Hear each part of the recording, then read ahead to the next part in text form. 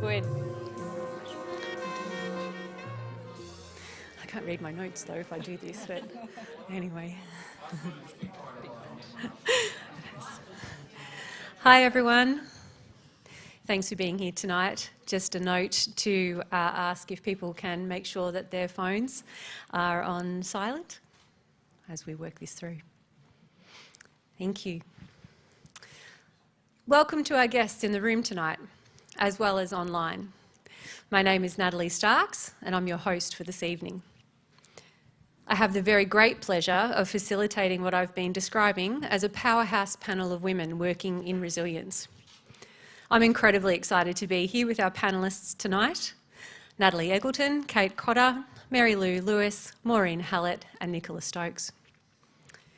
We didn't set out to create an all-women panel, but it is a wonderful reflection of the talented and inspiring women making such a significant contribution to community resilience across Australia. Before we continue, I would like to acknowledge the traditional custodians of the land on which we meet tonight and each come from, and extend my respect and thanks to elders past and present. First Nations knowledge and practices have built the resilience of country for over 65,000 years, and it continues to guide us. Right from the early conversations we've had with communities through the Resilience Canopy, we have known that we live in a system, whether in response to a disaster or a societal issue, that is not naturally designed to support communities to lead at scale. After a few years of Canopy growth, we have almost 50 communities in a community-led network, all working towards articulating and solving their own challenges in their own way. We have a goal to enable another 450 communities, reaching 500 by 2032. The system constraints are still there, but we know that without a doubt some things have changed. The people in this room are a testament to that change, and we're delighted to have you all here tonight for a discussion on why we aren't building the villages we know we need. Some might say our panel position in question is leading the witness a bit. But what got me thinking about this topic was an Insurance Council of Australia pre-budget submission to the federal government earlier this year. The estimated cost of disasters is forecast to reach at least $73 billion per year by 2060, according to Deloitte Access Economics, a staggering number. In its advocacy work, the ICA had called for further investment in adaptation infrastructure, including a flood defence fund backed by a $30 billion co-invested by governments over 10 years to build the hard infrastructure needed to prevent flooding. At the time, I asked ICA, but what about community social infrastructure? The response was they supported the federal government's National Adaptation Plan to Climate Change, which did have a focus on that, but that wasn't their focus primarily. When it comes to disasters and climate shocks, there's no doubt that physical infrastructure reduces our exposure to risk. But it is connection, participation, and trust within communities that determine whether we bounce forward or unravel. We know this, or do we?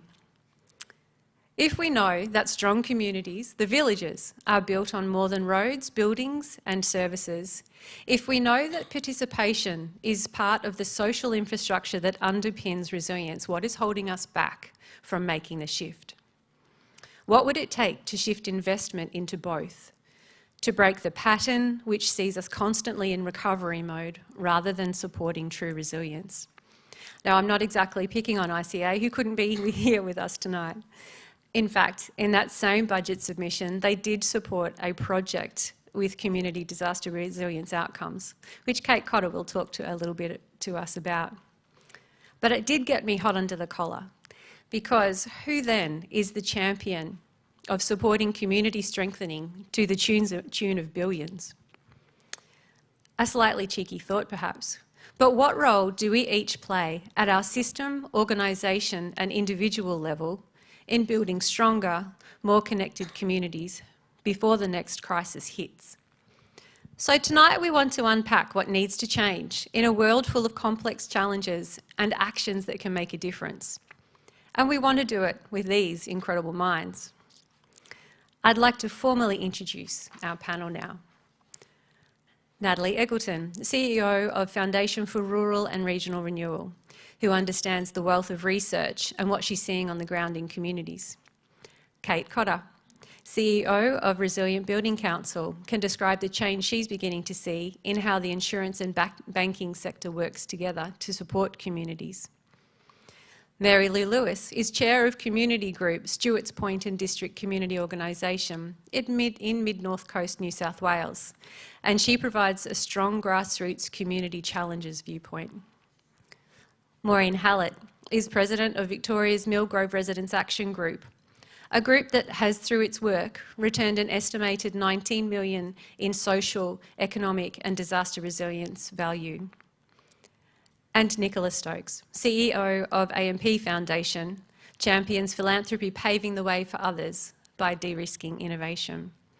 Please join me in welcoming them with a round of applause.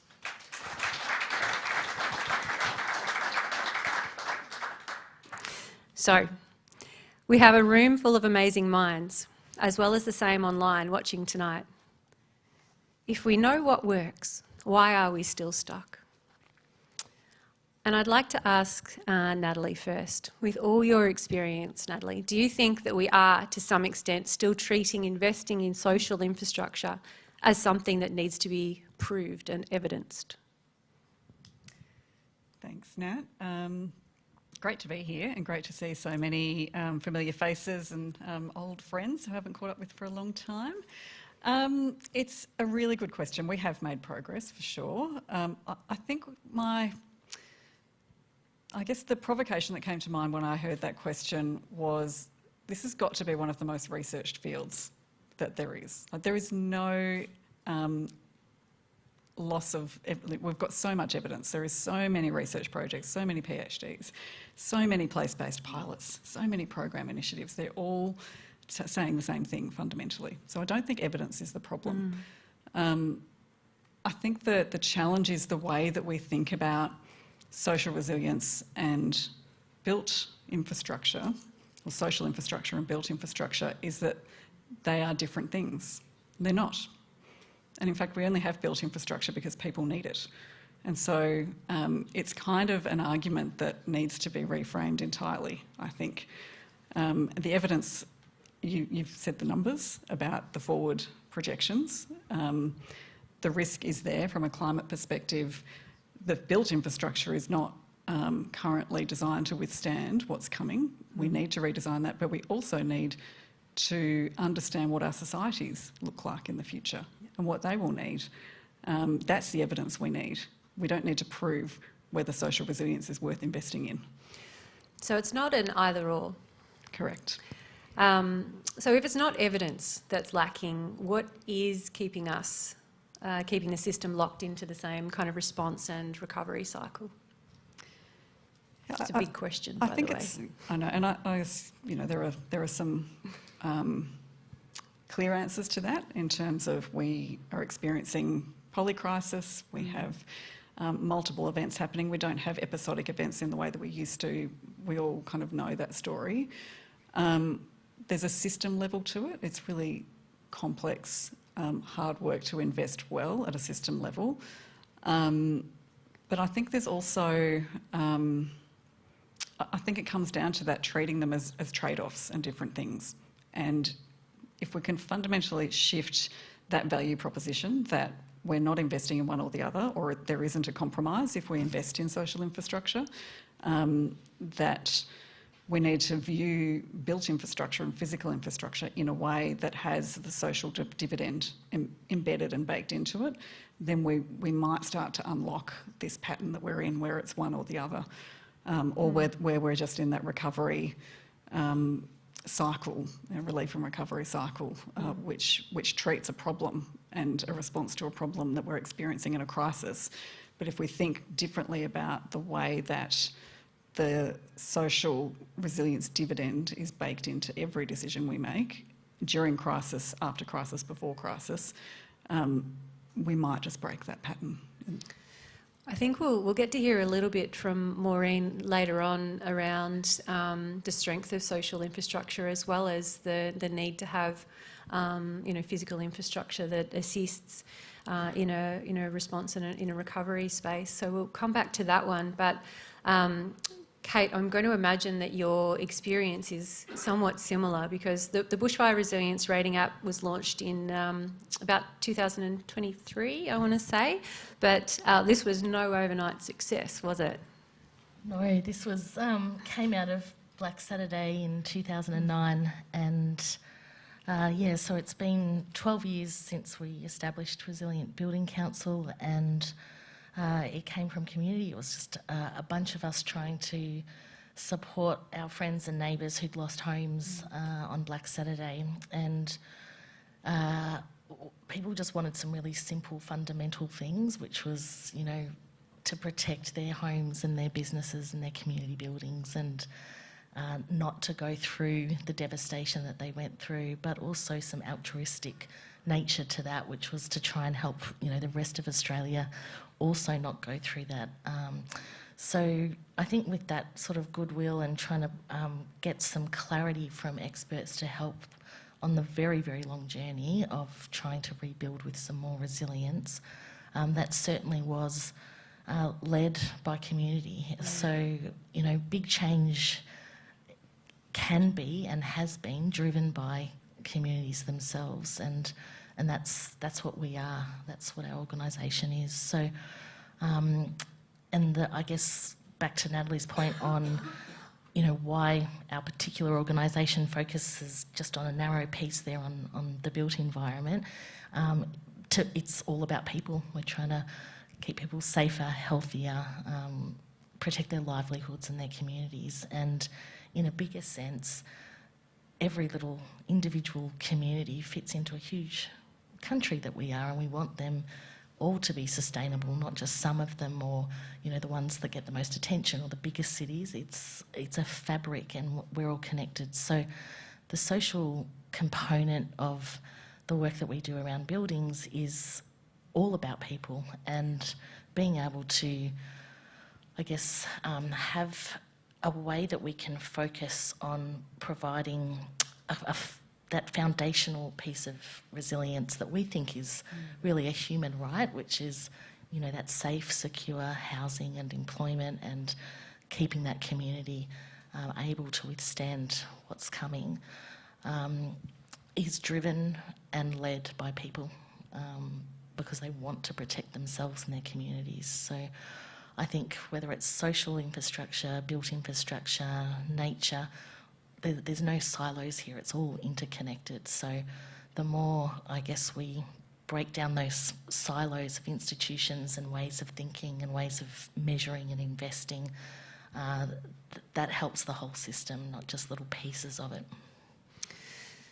So can you tell us a little bit about what finally began to shift the attitudes of insurers, banks and governments in this space? Because you have been able to garner that support, even though it did take a while.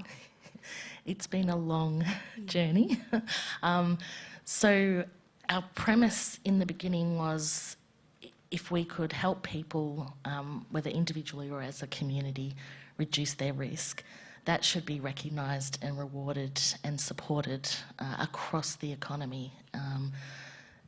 And we just always believed that was possible, and measuring that helped us in terms of connecting that risk reduction achieved by communities with insurers and banks and governments. But I can tell you, just the insurance pricing integration work we had to do, took a decade. It's been a long, painful process. But what we have learned is just getting the first ones on board helps build the FOMO and makes it a lot easier for the rest of those institutions to jump on board. So while it's frustrating and it takes a long time to sort of build up that proof point and get those first ones able to sort of price and recognise resilience, you just have to get that first one on board. And as you would know, insurance is connected to, lending for mortgages and businesses and our financial institutions and the health of our economy.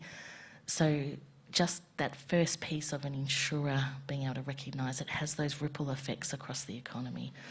But it has not been easy. No, building FOMO, I think that's a marketing strategy right there.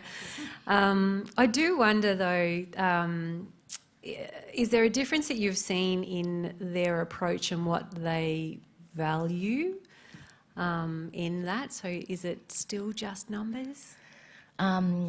It can be, but what we also sort of believe is build it and they will come. So while, yes, we started with measuring that sort of physical risk reduction, which is something that the economy can price and direct capital towards, we've added measurement by working with actuaries on well-being and the traditionally intangible parts of reducing risk. So we're a bit nerdy and we do focus on measurement, but we do find if you can measure it and expose that, it helps people actually understand from their perspective what that means. So, for example, we just finished a project for the New South Wales Aboriginal Housing Office with some actuaries, assessed a bunch of buildings and then looked at their whole portfolio of 13,000 homes, and they wanted sort of that cost-benefit approach, you know, where should we focus our investment because we can't upgrade all of the buildings at once, what should we focus on? And because we added the measurement of well-being, which included health and connection to place, displacement, productivity, all these other elements, not just the actual risk reduction, it completely changed the cost-benefit approach for them. So, for example, heatwave had, just from the wellbeing side, the biggest return on investment. And that wouldn't have surfaced without actually measuring that and counting it and being able to expose that as an absolute thing that they could do that would have enormous measurable impact for the people that they care about, that they have a duty of care to. So, and we might return to that in a little bit later, I think, and unpack that just a little bit more with both of you in that. But I would like to turn to Mary Lou.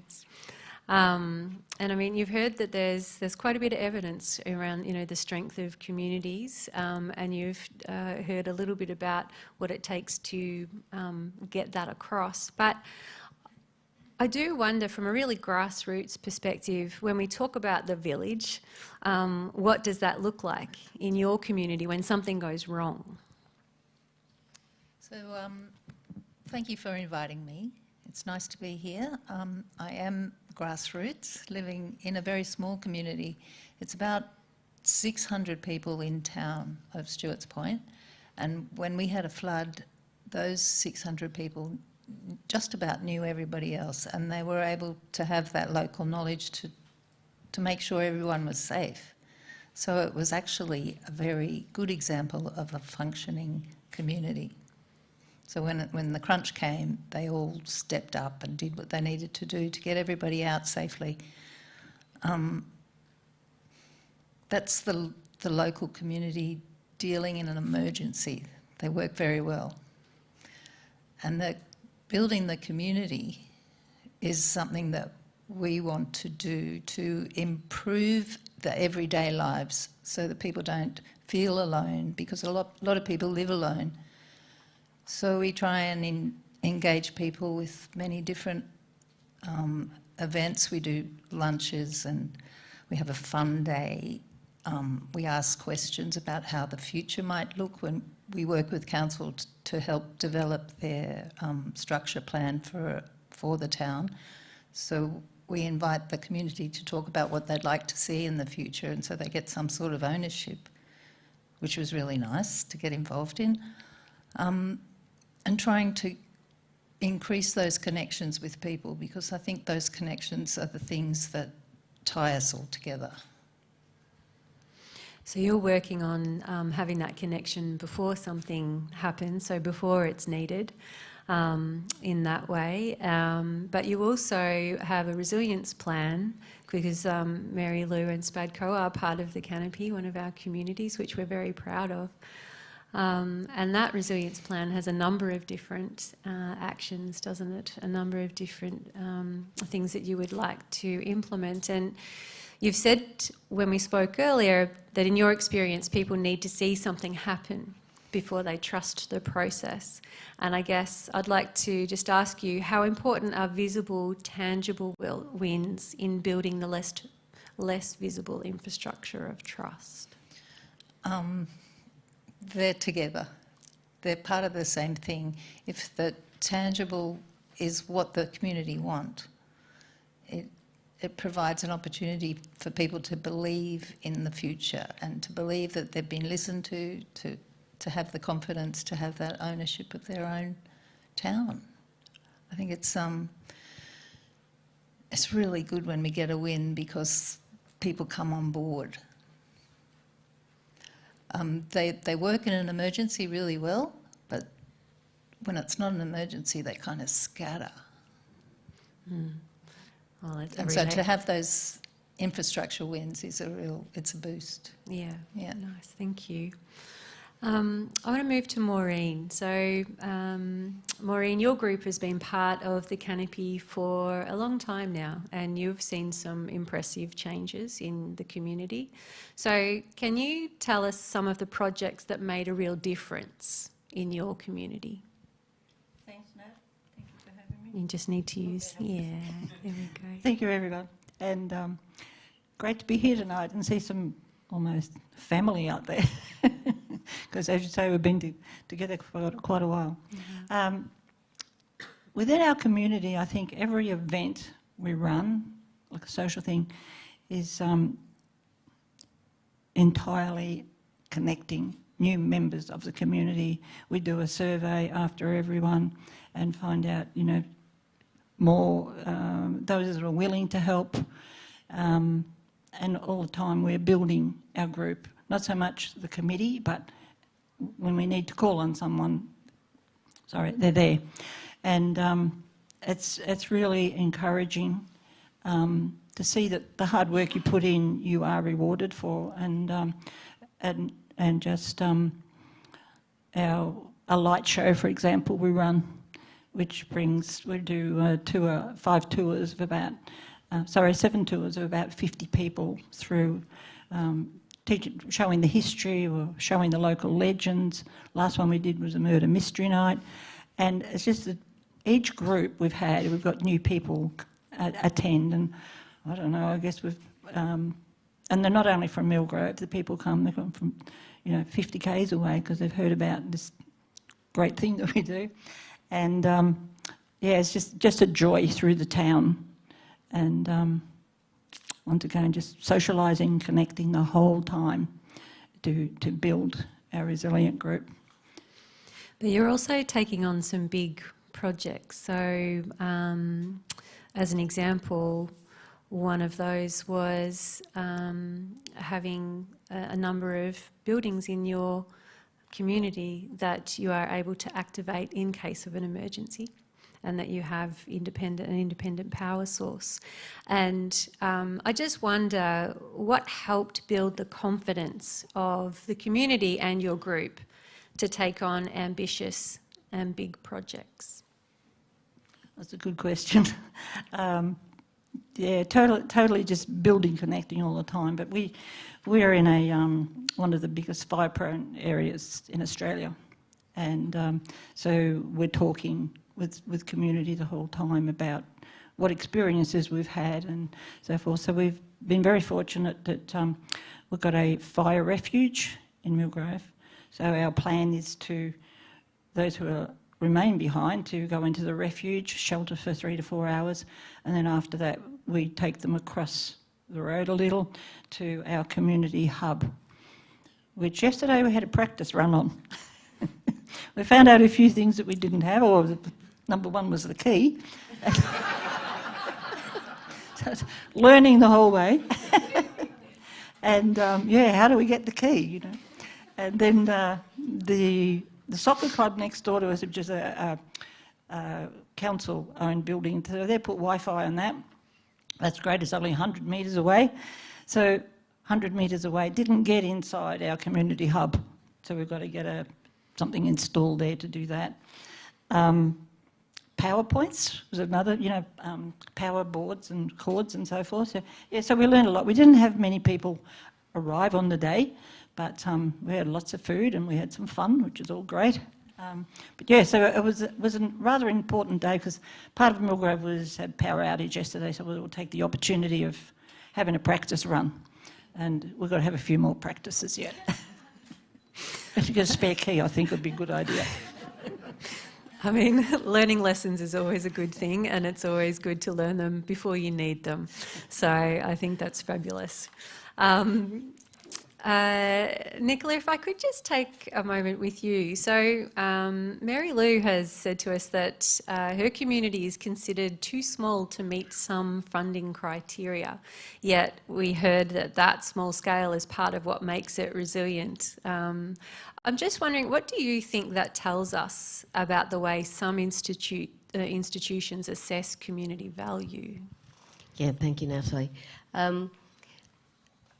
This is very early on for us, but we're actually donating or investing in this concept that everyone is speaking about. There's only 2 initiatives we've started this year, but both are small, because to our way of thinking, it's nearly like a pilot site.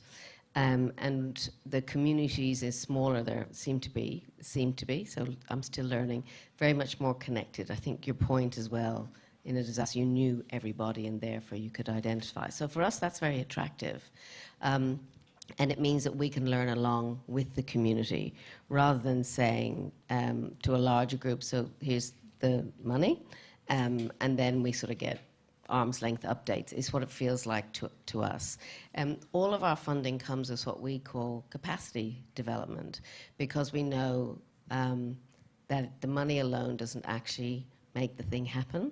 You actually need, what I now know the right language, we call it capacity development, is actually the social infrastructure to go with the money to make the thing happen. And so the smaller, for us as we're starting out and learning, is much more attractive to us than some of the larger donations or investments we make, because we're very clear on what that is. And the other piece, I might just jump up, sort of maybe a question later, is up until this year, our philosophy was that you would fund the individual, and that knock-on impact would be to the family and then to the community. And in the building of our strategy for the next 5 years, we've turned that on its head. And we believe now that you actually fund the community, and fund being the money and the capacity development, the community, which will then have the knock-on effect to the family and the individual. So it's we're really quite pleased with what where we're going at this stage. With Resilience Canopy and Millgrove, we're very proud to be funding part of the pilot of your next phase. I will just talk a little bit about the other piece. In our Tomorrow Makers program, which is social entrepreneurs, and it's ideation development, to go from idea to a fundable business case.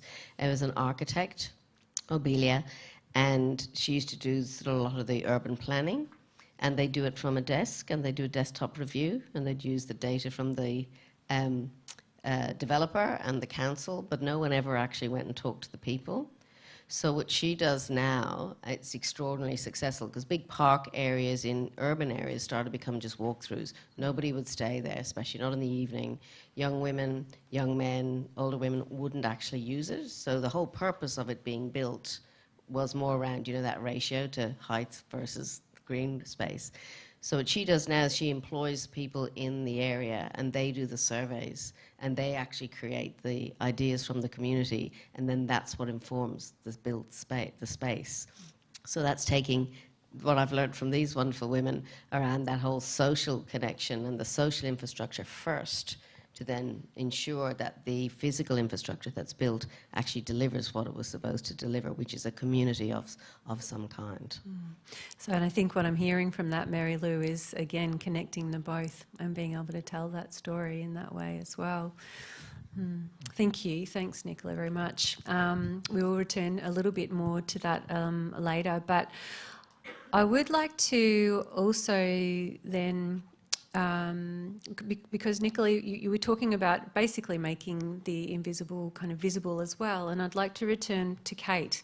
So, because you've heard a little bit about the challenges and achievements from Maureen and Mary Lou, and I'm wondering then what you think becomes possible when we make resilience and preparedness, including some of its less tangible benefits, visible to banks, insurers, governments and investors in the way that you were articulating before.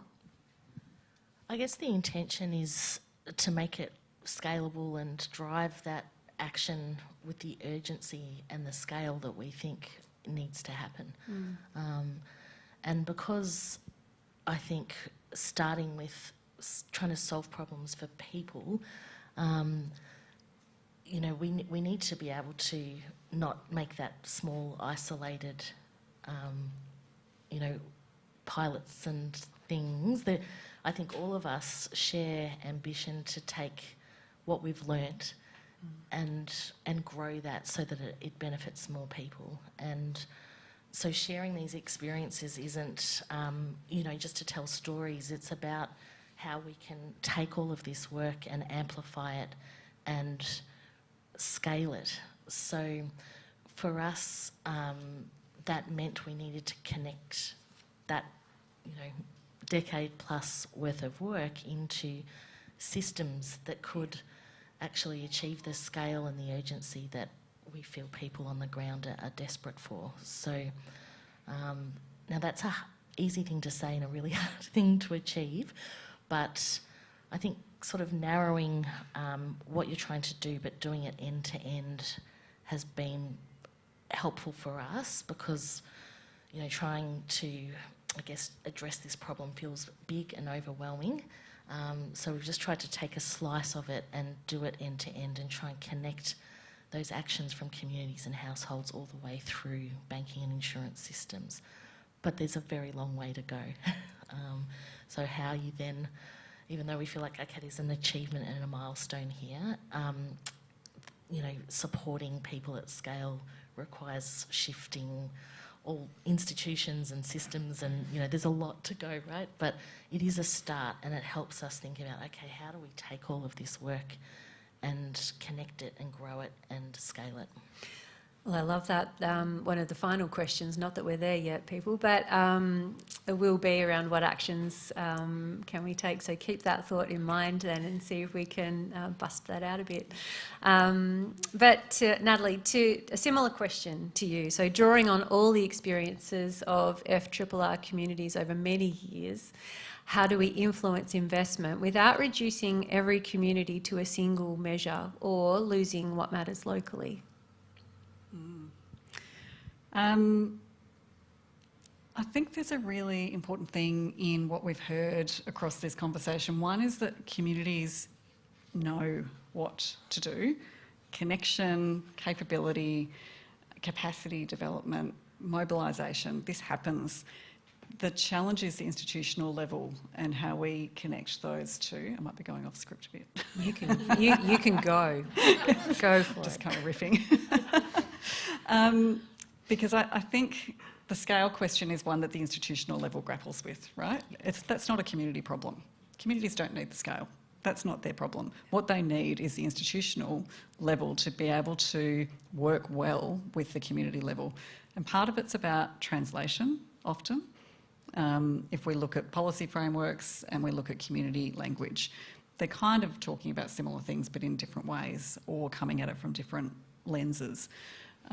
So for me, I think there's like, how do we do that translation piece?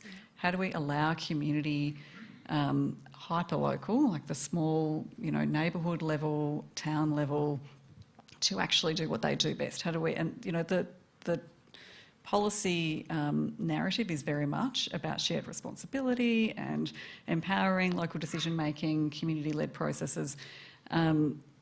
Like the reality is hard in how to actually empower communities when it's needed most. And what we do notice, I think, and many of us in the room will have experienced it, is that when the time comes to need to mobilise, sometimes the institutional level gets in the way of what communities already know how to do. So how do we kind of intervene in that that kind of challenge. And it comes down to, I think, processes, and it's very much what you guys are doing. It's what FRRR does in our place-based work of shared decision-making early. Like, how do you actually formalise the community authority in the system at the local level so that it feeds up to the institutional level? So when something happens, a fire, a flood, another kind of disaster, and the emergency level kicks in, how is it that the community's authority remains in place through that? So for me, that's the challenge. I'm not giving it an answer, but it always lies in shared decision making being real, and processes that actually get everyone at the table, and really understand roles. Really understand how the community power can be leveraged during emergencies, and how we really strengthen that before, so that it can be deployed well, safely, so that the keys are, we know where the spare set is, and I think that's the work to do. Yeah. And I guess that for us, that empowerment is clearly not just in disasters as well. So how do we mobilise that more broadly and keep that going? I think to Mary Lou's point earlier around in an emergency everyone comes together, but then everyone goes back to their normal lives every day because everyone's busy, that kind of thing. So how do you keep that strengthening, that community connection, the community-led aspect to that as well, in a supported way, but not in a way that comes over the top? I think the projects that you were talking about, Maureen, are really important. FRRR's grants tend to be of that nature. They are. And it comes to the point of the purpose of the physical infrastructure as well, because working on a project that might be an improvement to a hall, it might be an art project, it might be an event, that's almost secondary to the process of doing the project, and that's how you keep momentum happening between. It doesn't even have to focus on disaster, and usually it doesn't. Any kind of community development work will build disaster resilience. We kind of know that too. So doing that and really investing in things that communities can grab hold of and run. And it's all practice skills, because if you're running an event, if you're building a facility, if you're thinking about energy supply, they're all things you need when a crisis happens. Yeah, thank you. Thanks very much. I feel like we had a couple of answers in there, so hold on to them as well at the end. I would like to just return to Nicola, actually. So, Nicola, you were talking about, you have a banking sector and a philanthropic background, even though you've said that you're still learning. So you've spoken to us about how you turned AMP Foundation's model on its head, so community first, then family, then individual. And I guess I'd like to understand a little bit more around what caused that shift, and then what does community first change about the way that you fund? Yes, certainly. So I've been in this role for about 3.5 years. So the first 3 years, we funded the individual. So a social entrepreneur or somebody, we've got a very high risk tolerance, so that we're able to fund just to get ideas off the ground. And if they fail, they fail, but we've learned something, all of us, along the way. But when you fund an individual, you get extraordinary pace right at the beginning. It's like that founder mindset. And so you can get something happening and you can test it quite quickly because they're all in, even if they're sort of working full time. It's that individual piece. But it comes to a point that unless they've built the connections with the communities along the way, they cannot actually make the thing happen on their own. So we've had a lot of tomorrow makers been very successful in our trading and their social enterprises, but they always needed that extra little bit of help once they got to actually having to engage the community to help deliver the outcome. So long story short, that and the review we did of everything we'd achieved to date and what had worked and what hadn't worked from the individuals and the community's point of view, we had to look at, well, what if we fund at the community level? So this was around that there would be a community leader of some kind, which are everywhere, not necessarily a formal leader position, but somebody in the community who had already garnered some support. And because the community knows most about what the community needs, not a philanthropist or anyone at arm's length, the idea you could tell, because we do a lot of, when we ask people to tell us about the idea, the language they use, you can tell whether it was actually their idea or it's something they read somewhere else and somebody else told them. It's quite important to listen to the story. And so we felt that's how we will actually get the value from what we're responsible for, which is donating the money. And so we've been doing that only since January, and it is proving itself. You guys would have already known this, but it's proving itself in spades. So it's really quite wonderful. It's extraordinarily more enjoyable as well, I have to say, from our point of view. It's lovely. Come and meet everyone in Millgrove. But it takes a little bit longer in the outset, in our experience. But that's not a good or a bad thing. It's just that's what it takes when there's a variety of people involved to make things happen.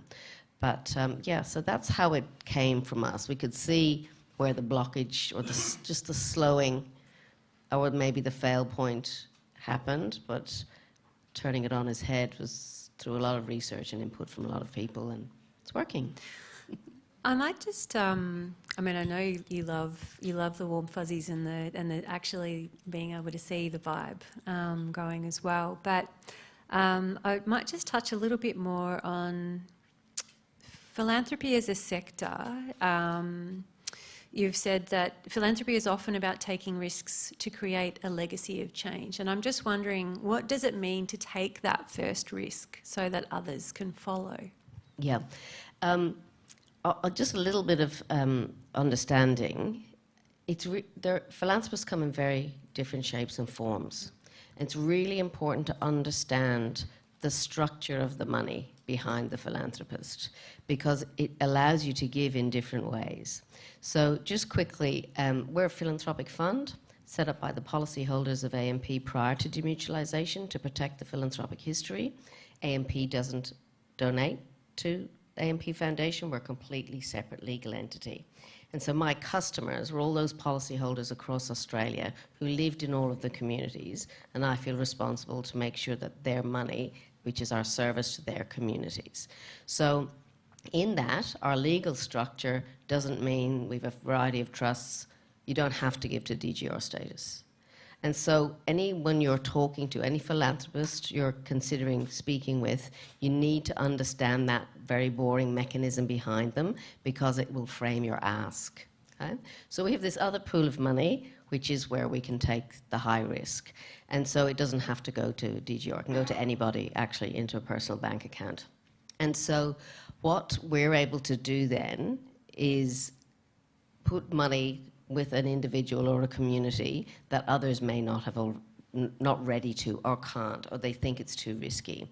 Because one of our measures of success is when we've done something, does somebody else fund it? That's what we think is success, because we have this unique legal structure behind us.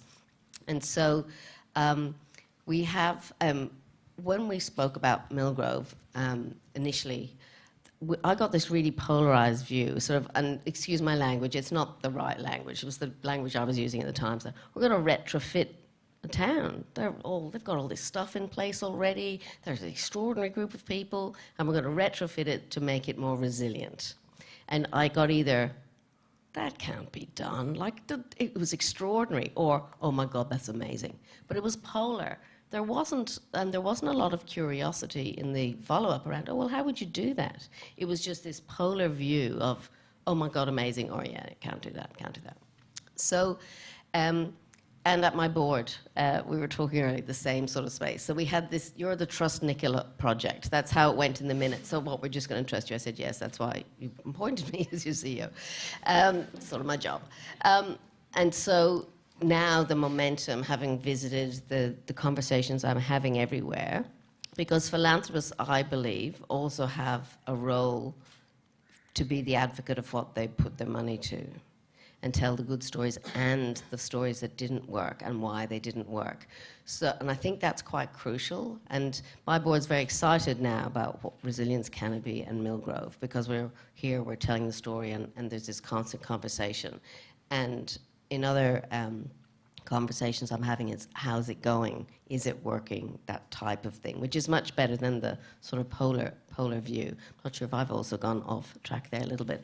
But so there are other foundations and actual corporate foundations where the monies are owned by the banks or the insurance companies, not separately. And I have conversations with them about, will they be the follow-on funding? So Snow Foundation actually funded a lot of what we've done, Westpac have, but because we've been able to take this risk. But the other types of foundations who can, and these ladies would have experience, are more like family foundations. So they don't have that other, they have a similar sort of legal structure to ours. There's only 2 of us in Australia, AMP Foundation and Colonial, because we were the old mutuals, and the policyholders of Colonial did the same. So, yeah.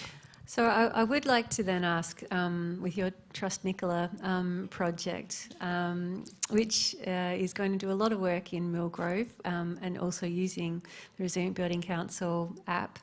What was it though that you saw in Millgrove that made you think, if any community can do this, it's this one? Yeah, so it was the people. That's when I came and visited.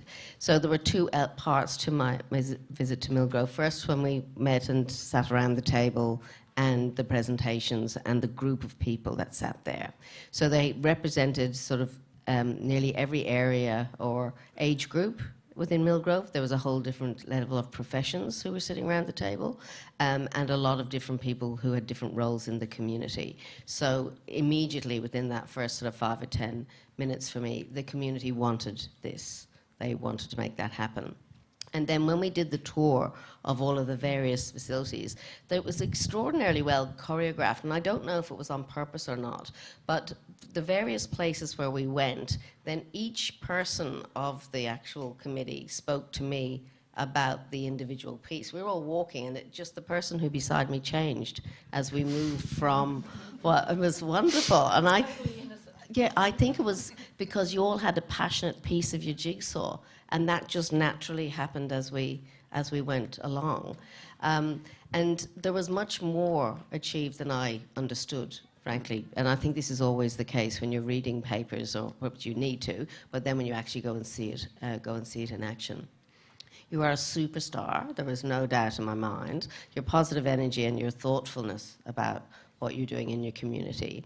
And then I loved the idea when we looked at the basketball course and then how that could be expanded, and then we went across the road to the shelter. Then you talked about, we met the school principal, and this other extraordinary piece around that, because it's difficult to get school principals in that part of the world. She's the principal for Millgrove and the other school, so that you could increase the salary, get a higher level candidate, ensure your children get a higher level of education, because she's got 2 schools.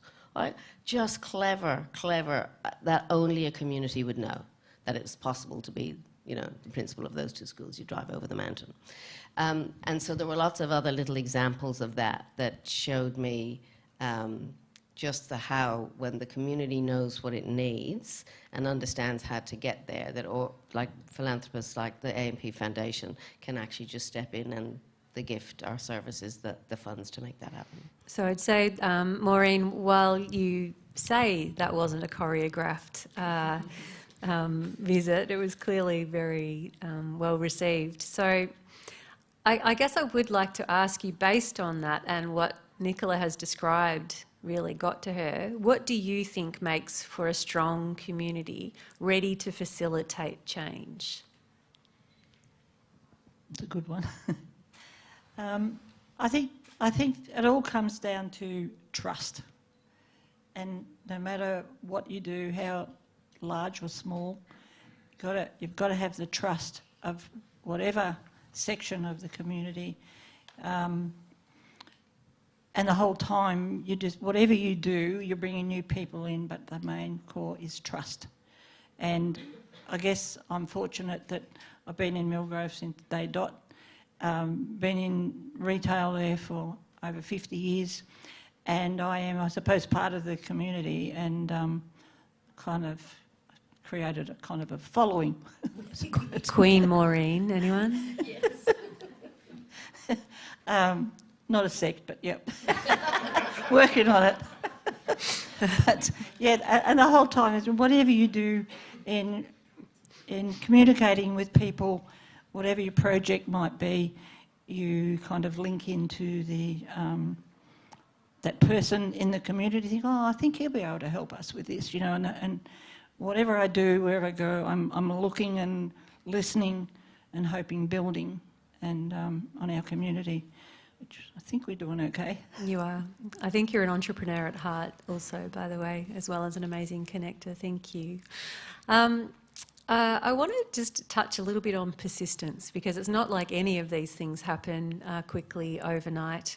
And I'd say that all of you have come up against a no, or not yet, or there isn't funding, or that won't work at some stage. So I'm just wondering, what helps you and the communities that you work with keep believing when change can take years? And I think I'd like to ask Mary Lou first. What keeps me going?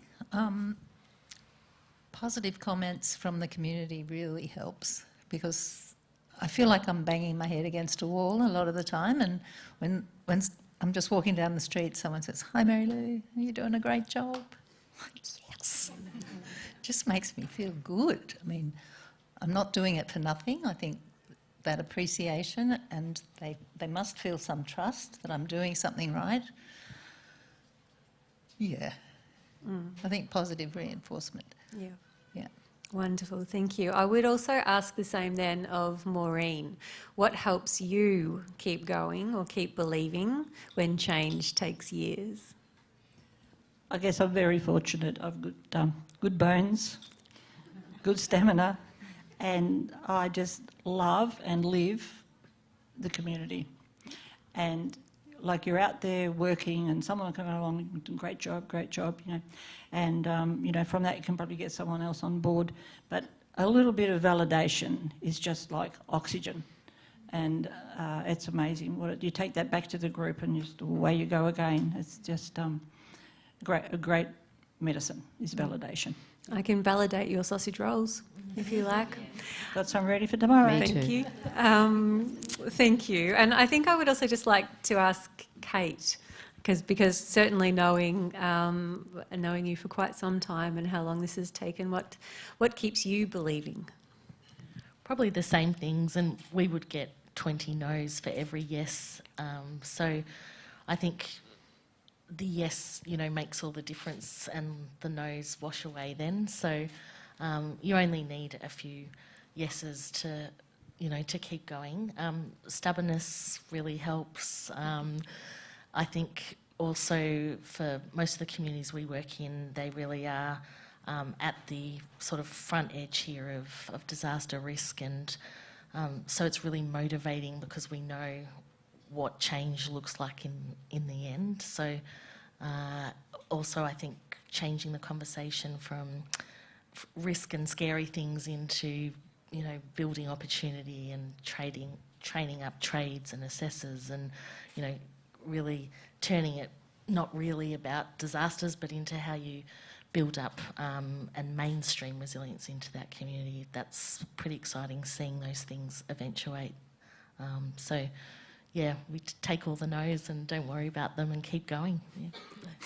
Could Nat, I just, is there something could I just similar? add Oh, to that? yes, Nicola. Only because this is real mental health concerns when people are driving something forward on their own, and how lonely they can feel. And we know that our founders in the Tomorrow Makers feel very much the same. So if the person wants that, we fund, if you want to learn meditation or self-management, or how you manage that sense of isolation and loneliness, even if you're in a crowd, because we think that's extraordinarily important, that you have to keep these people going, you know. And so how can there be a little bit of that sort of self reflection and patting yourselves on the back and giving yourselves permission to pat yourselves on the back, we think is crucial to this whole environment that we're talking about. Natalie, I might just touch on that with you just for a little bit, because we talk a lot about community-led, and it is hard for communities as well, and we don't mean by that doing it by yourself, but is there something that you've seen over the years that helps you keep believing? I was reflecting on this question, and sometimes you can only answer these things in hindsight. You know, it's when you look back that you notice. And when I think about my time in this field, which many of us kind of started working in this area after the 2009 fires, we were, collectively a group of us talking about preparedness, community-led resilience then, and it was really hard to get anyone else to listen. I've spent the better part of the last 12 years trying to get philanthropy to step into preparedness and resilience work when I got no's the whole way for the first 8 or so years of that. Really, it's only been since the Black Summer fires that, there was a bit of a shift in, we can't keep spending money this way. So trying not to be bitter about any of that. We're here for you. It's okay. But I think the things that I look back on are the communities that persevered. We know this is decades-long work. It's not stuff that happens in a cycle, in a season. This is generational, in fact. And I think about the people coming up behind you, amazing women in your communities, and all the others that we get to partner with at FRRR. So there's not one thing, but I kind of just think it's a long game. And when you look back and you see the incremental progress, you've just got to pause and acknowledge and see that change and celebrate the collective, because it's many individuals, but it's also collective. And the more that we can have shared conversations and really celebrate what communities can do when we do actually pay attention to their capabilities and support their wellbeing, because it is long term. And I think timing, you just got to get the timing right for things. And sometimes when the timing lands, everything just starts to happen. And it's one yes sometimes. Yeah. Sometimes it's one person, sometimes it's one yes, sometimes it's one project that just happens to get everyone excited. And you can't necessarily plan those things. So it's kind of patience, it's perseverance, it's tenacity, it's trust, and also trust that it will happen when it needs to happen. So I want to just flag to everyone, we will have time for some Q&A from you in a little while.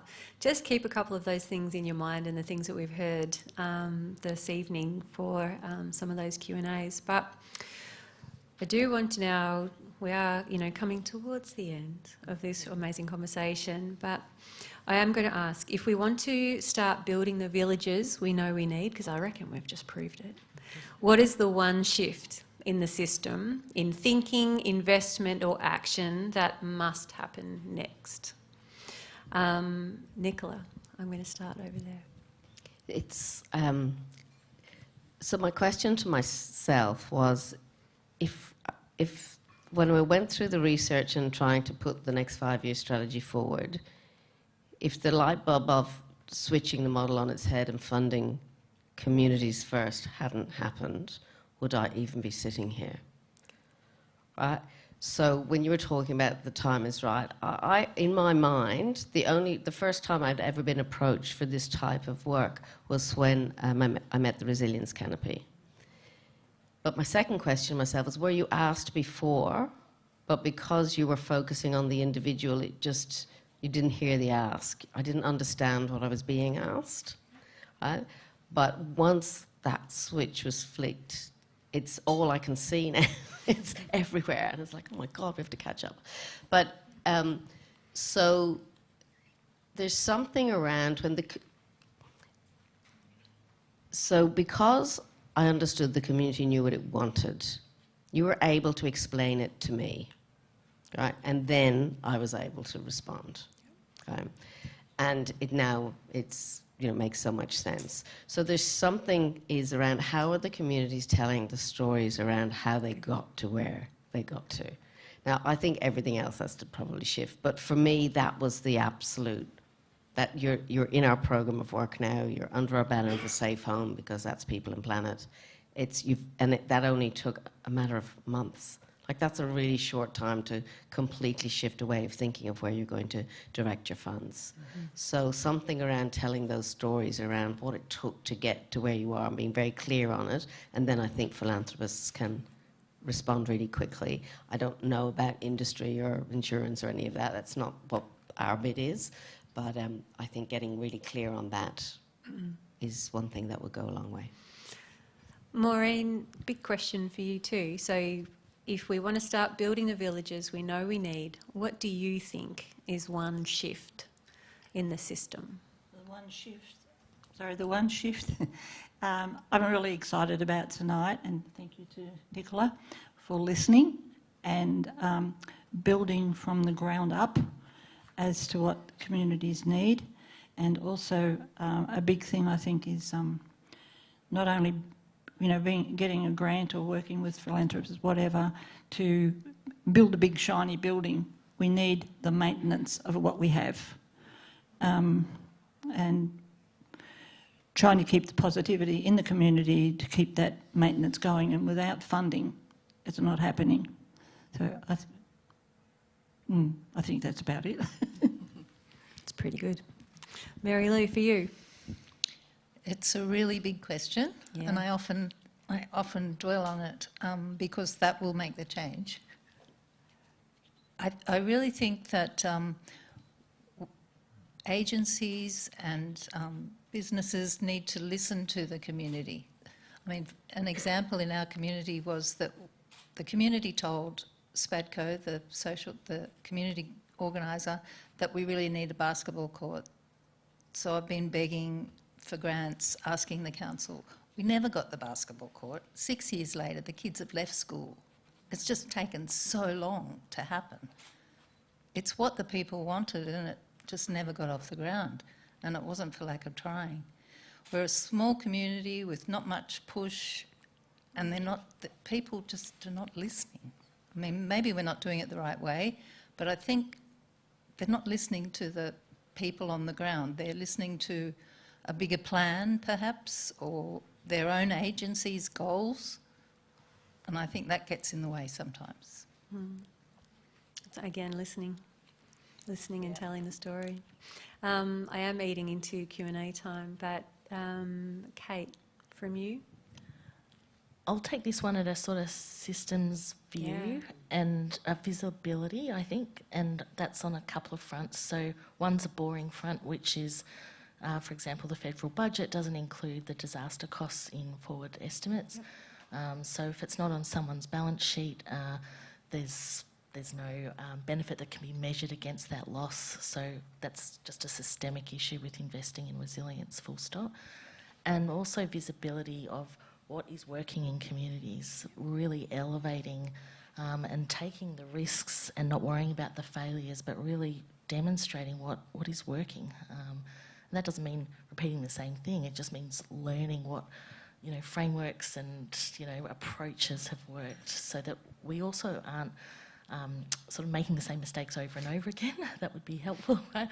And there's so much wisdom and I guess time that has gone into bringing something all the way to success. So yeah, visibility to me across systems is a really powerful one that we need to change. And Natalie, if there was one way to have one or two words? At FRRR, we are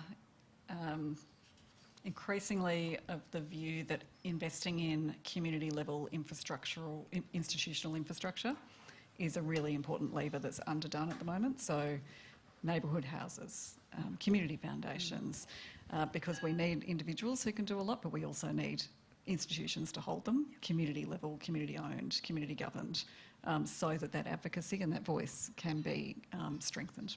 Perfect, thank you. So we do have a couple of minutes for questions. So if you would like to pop your hand up, and we have a runner with a microphone down the back. Thanks. This is sort of a question without notice, in that obviously it's Q&A time, which means it isn't with notice, but it's for you, Nat. Oh. I'm just interested, so Toby, I know a few of you in the room, and it's been a fun, wonderful panel, and thank you. I'm just interested in that you have the privileged position of seeing what everyone does across the canopy.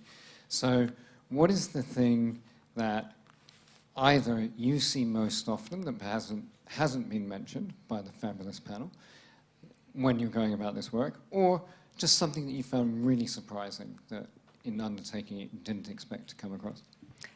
That I didn't expect to come across in this panel or in the canopy? Okay. This was not supposed to be directed at me, just FYI. Thank you. You know what? My background is not in community capacity building. I see it. But what has been most wonderful for me is the vibes and the wonderful way that communities can come together and do know exactly what it is that they need to be able to do, and the ability to support them. And I think one of the frustrations that I have is that we aren't supporting them appropriately, and that we can do this better holistically, and I think as a collective, and that is from a sector perspective, government perspective, and really just with that massive community focus. Thank you, Toby. Is there a question that is not going to be put to me? One down the front here.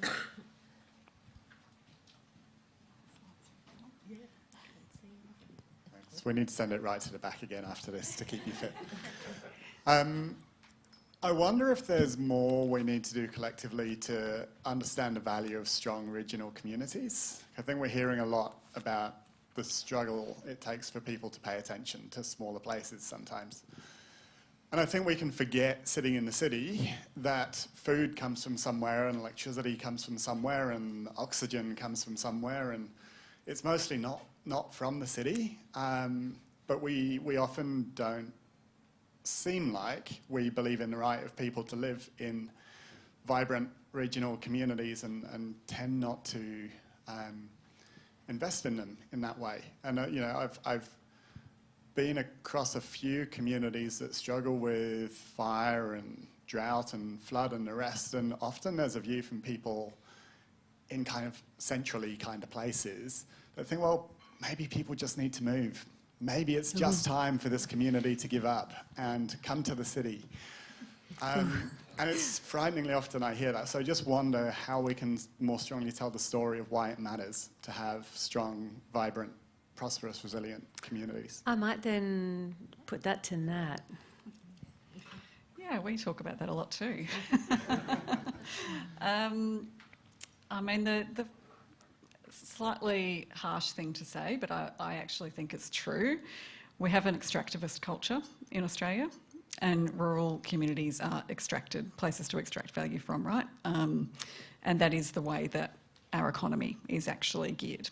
It's about production and export and supply to places other than those places. So, you know, often places that produce huge amounts of food can't access that food. It has to travel elsewhere and travel back to them, and then they pay more for it by the time it reaches them. So there's some fundamental systemic failures in the way that we think about rural and regional Australia. The other thing that I think happens is that there's a psychology of victimhood that happens. So there's an extractive mindset, and then there's also when something happens like drought or fire, there's a poor them thing that happens. And so there's this kind of fundamental narrative in Australia that does not serve, like it's really hard to shift the way that we think about a more prosperous Australia if that's the underlying psychology of our nation. And so I think that there's a really, I mean, the rural sector as a whole does a really good job, but it's still quite segmented. So we've got ag, we've got energy. You know, what we actually need is a better holistic narrative about rural Australia, rural and regional Australia, and we need to think about what it means for Australia as a whole to prosper. The data centre story at the moment is, I think, fascinating because it's landing in the city as well as the regions, and we're kind of going, okay, this is interesting. Now we've got some shared territory, actually. How can we, and this is a really dynamic issue at the moment, and it's actually an opportunity to have a shared way of thinking about assets, infrastructure, land use, because now we've got a point of empathy to talk about something together, because I think that's what's missing. You know, it's like, how do we find shared understanding, shared experience where we don't have that difference of that's where we get things from or that's where things happen to people. It's this is happening to us. So that's kind of a challenge for everyone, but the policy sort of settings are where we could do things differently because they are structured in a way that kind of perpetuates that mindset, I think. So I do- can talk about that all day. No, sorry. 100%, and I do feel like that's an unfairly large question and answer to end on. But I do need to wrap up so we can. Can I just add slightly? Okay, I'm so okay. sorry because it's a fantastic question. I'm a sheep farmer, merino wool and meat. So when I'm not doing this job, COVID created a different perspective in Australia around where we actually get everything from as well. And I think we could have leveraged it a little bit more around, actually we need to still be part of the global economy, but there's some stuff here in our country that is, and it's the land and it's the ag and it's the quality of the food that we produce. And now, again, I think, sort of evened off a little bit, and now I think it's what's going on in the world, and whoever's fighting who depends on what happens when we wake up in the morning and here. There's this other sense of growing again about the value of what we have in this country. And I get the split life between mostly on the farm and then in the cities. And that's all I talk about now, is around how do we actually remember, and I think it's remembering the extraordinary capacity we have in Australia in a rural and regional setting, and that it is better for all of us, irrespective of what part we live in, if we can then start to turn this around a little bit more. So, yeah, I think it's a brilliant question. The AI stuff's mad about where they're building those, how much water, how much electricity. But, yeah, I think, again, if we could just push this and ask those questions in as many forums as you are in, we might just get on the back of this momentum again. I have to say, I think that's an entirely different and more panel maybe for next year, and we could dig deep into that one because that sounds like a pretty big one. We have heard some amazing takeaways from our panellists tonight, and within this discussion about what has kept us stuck, there is also plenty of hope. So a quiet revolution is already happening within communities and by organisations like those here tonight, making this much more visible to bigger institutional players and us. One of the aims we started with tonight was to activate action, not just talk. So we also want to hear what you think. Both our online and in-person attendees will receive an email asking what actions you think would support a shift towards us all investing into long-term resilience. Those in the room tonight might be inspired to share your thoughts immediately, and we've got an ideas box down the back for that. We'll take the collective wisdom and use that to co-develop a discussion paper with key actions that we hope will shift us from what is stopping us from building the invisible village infrastructure to what will we each do now to support that shift. So change may be incremental individually, but collectively we can spark something special. So I look forward to further discussions. But can I ask you finally to put your hands together for the wisdom, the pragmatism, the experience and hope that is evident in all our panellists, with many thanks to you all.